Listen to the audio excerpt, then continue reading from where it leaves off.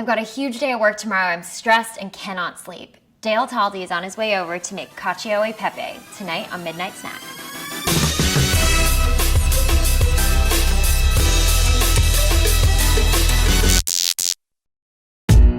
Dale, I'm starving and I don't know how to cook, and I really need a snack. What have you brought me?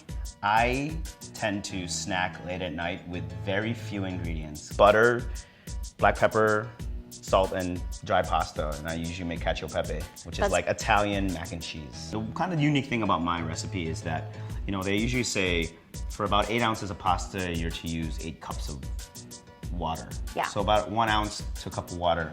But I generally cut that in half because I like the amount of starch that comes off this pasta.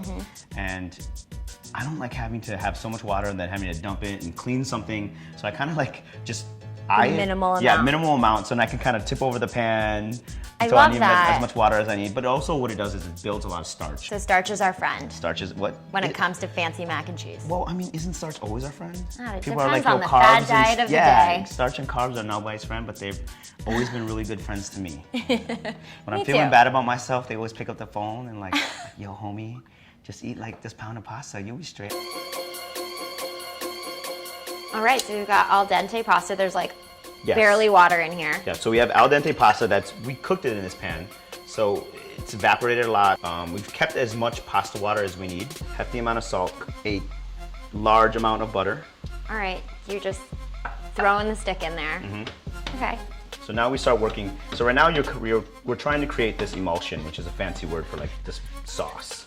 Key to this recipe too is more black pepper than you would ever think would be acceptable in any type of pasta. What is this, like 30 spins? Yeah, I would say it's about a quarter of a teaspoon, which doesn't sound like a lot, but for pepper, it is a ton. When you only have 5 things, I mean, you're really trying to find flavor in everything everything that's here. You're trying to pull some flavor out of. All right, let's get this on a plate. My piece de resistance is just a little more cheese, even if you haven't had enough. Totally worth it. This looks amazing. All right. All right, ready? Yep.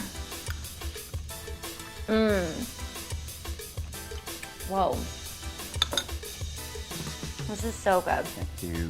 Thank you so much for teaching me how to make some fancy, fancy mac and cheese. No, thank you for having me. If you guys like this recipe, comment below and be sure to click up here to subscribe for more videos.